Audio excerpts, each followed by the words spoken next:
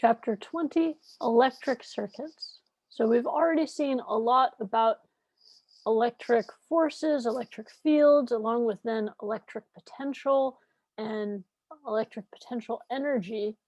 Now we're going to take those big picture concepts and bring them into more concrete setup, which is an electric circuit. We'll see how they all connect. So the first section here is on electromotive force and current. And in an electric circuit, we're always going to have an energy source and an energy consuming device that are connected by conducting wires through which the electric charges can move.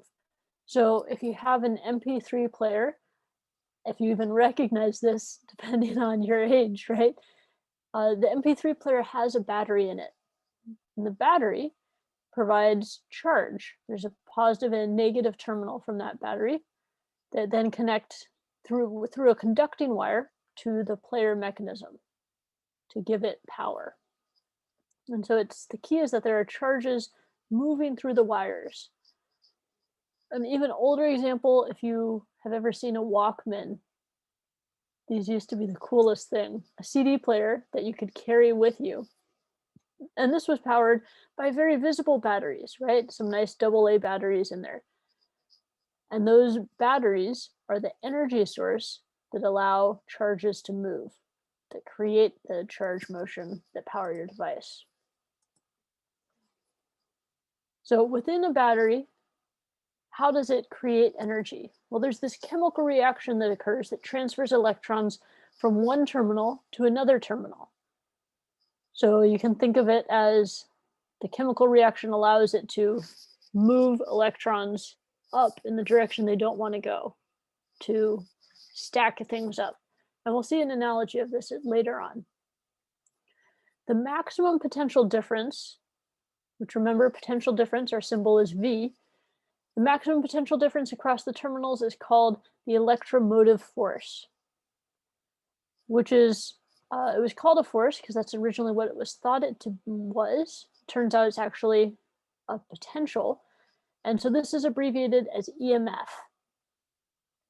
So EMF is the maximum that you can get from a battery, and it's this maximum potential difference V, where V is where we're going to start to see the voltage term come into play.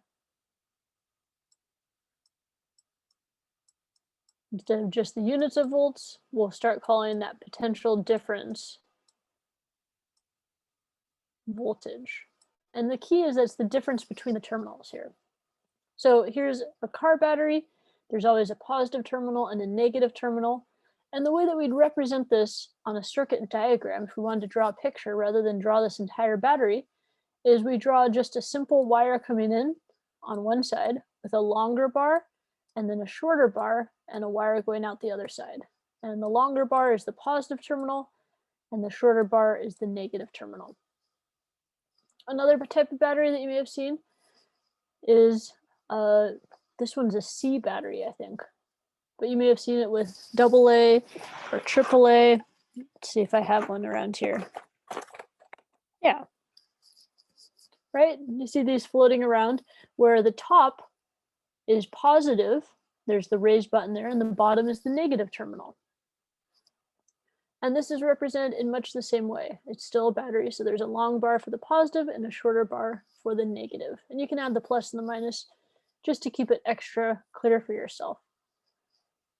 But this is how we'll represent batteries, which are a source of a potential difference. They're able to create that potential difference, or an EMF is the max possible potential difference they can create again. Now, once you have this battery in a circuit, it can create an electric current. And the electric current, which is also often just referred to as current, is the amount of charge per unit time that passes through a surface that's perpendicular to the motion of the charges.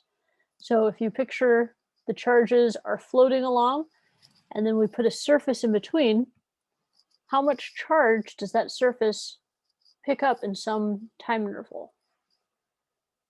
So for a current, our symbol is going to be capital I. And the That's what's shown here. And it's equal to the charge per unit time. So this is a useful equation here.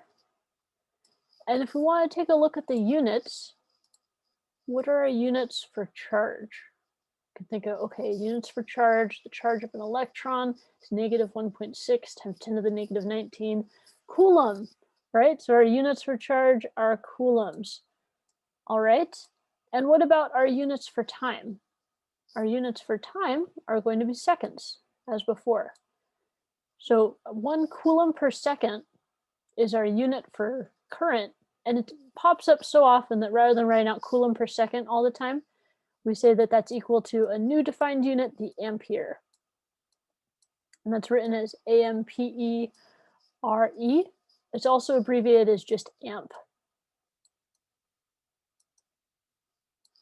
So that is the symbol for the unit of current.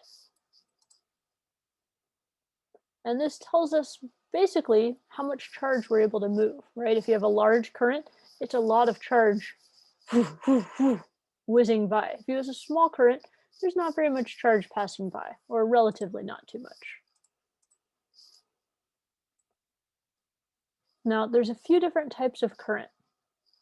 If the charges are moving around the circuit in the same direction at all times, the current is said to be direct current. This is also abbreviated as DC.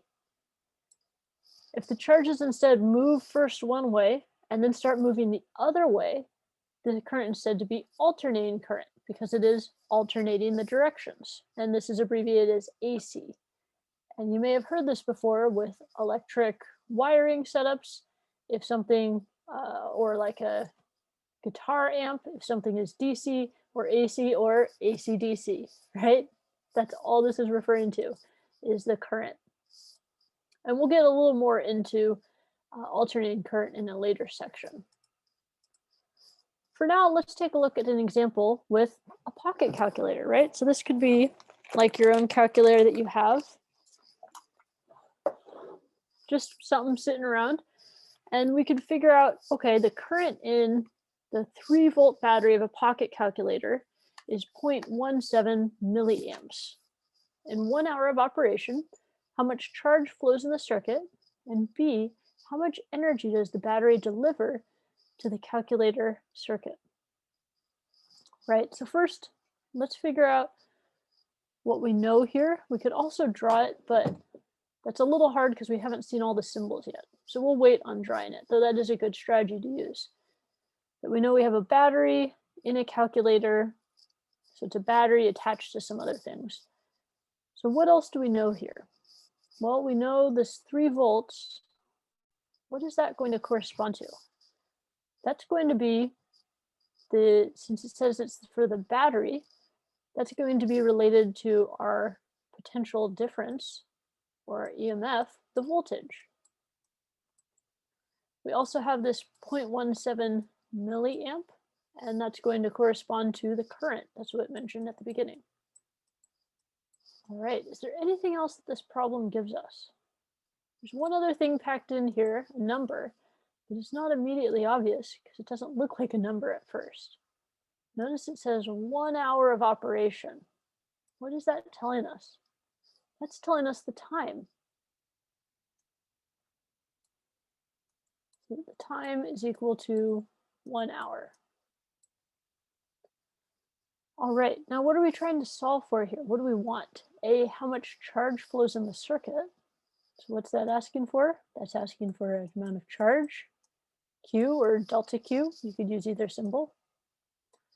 And B, how much energy does the battery deliver? Energy, awesome. So what tools might help us out? Well, one that we just saw was our definition of current. If you remember that, we saw that the current is equal to delta Q all over delta T.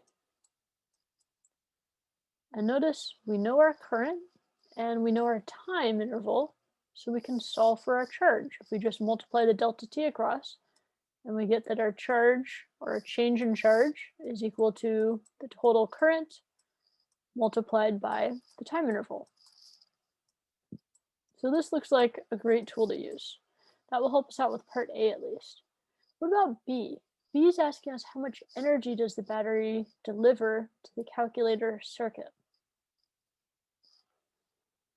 This one's a little harder because we don't immediately have an obvious equation to use, and it's where we need to pull in some of our understanding from previous chapters, specifically the last one. Because if we're thinking about energy, what's the piece of information we haven't yet used? We haven't yet used this potential difference. We know it's in units of volts, and 1 volt is equal to a joule per coulomb. That's the potential there. So we can get in terms of energy if we take our voltage or potential difference and multiply it by charge. So energy is equal to the amount of charge times the voltage, which is our energy per unit charge. Another way you can see this, if you prefer a more formal equation, is we can go back to our definition of the electric potential energy. And our electric potential energy is equal to the amount of charge, Q naught, times the electric potential. So once we get the amount of charge in A, we can multiply it by this 3 volts, and we should be home free. Let's take a look. All right, delta Q is equal to the current times delta T. Notice the delta T needs to be in SI units of seconds to properly cancel the coulombs per second in the ampere. So it's written as 3,600 seconds or 3,600 seconds. So the total charge comes out to 0.61 coulombs. The energy is equal to the charge times the energy per unit charge. So we use that result from A and multiply by the 3 volts, and it comes out to 1.8 joules. My favorite unit out there, right? That's our SI unit of energy. So this highlights the idea of current and how it relates to the amount of charge, and how we can use that electric potential to help us figure out how that then connects to energy once you know the amount of charge. Now, another note on current. Conventional current is hypothetically it's the hypothetical flow of the positive charges that would have the same effect in the circuit as the movement of negative charges that actually does occur. That sentence is a mouthful, right? What does this mean? Well, we know that what actually moves, the charges that are actually moving, are electrons. They're negative charges. They're flowing from the negative side, getting away from that negative terminal all the way around to the positive terminal. But it goes way back to Benjamin Franklin. He supposed that the current was positive charges moving around, and we've kept the convention ever since. One of the reasons is that it works just the same. So it makes no difference as long as you're consistent.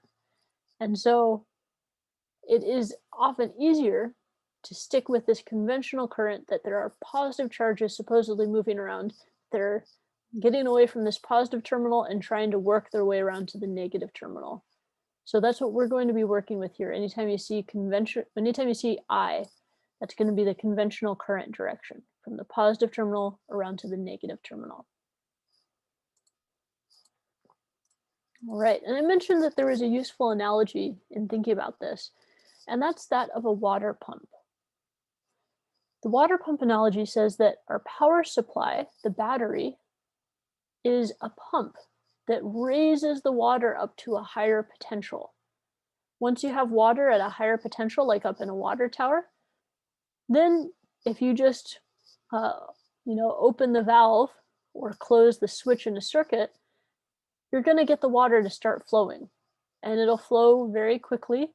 It might be slowed down if it encounters resistance, like a water wheel, where the water wheel is doing work and taking away some of the energy of the water. And so the water at the end is at low potential. It's not able to move anywhere or do much until you have something to pump it back up to that high potential. Here's another visual of the same idea. We have a water pump that raises the water to a high pressure or a higher altitude, and then the water flows with some speed v. It passes through an area of resistance until it finishes at a low pressure and can get pumped up again. With a circuit, we have a power supply, so our battery, which again we could note as the plus and minus to be consistent with circuit diagram notation. And that creates a current that flows from the positive terminal around to the negative terminal, from the high potential down to the low potential, encountering resistance on the way.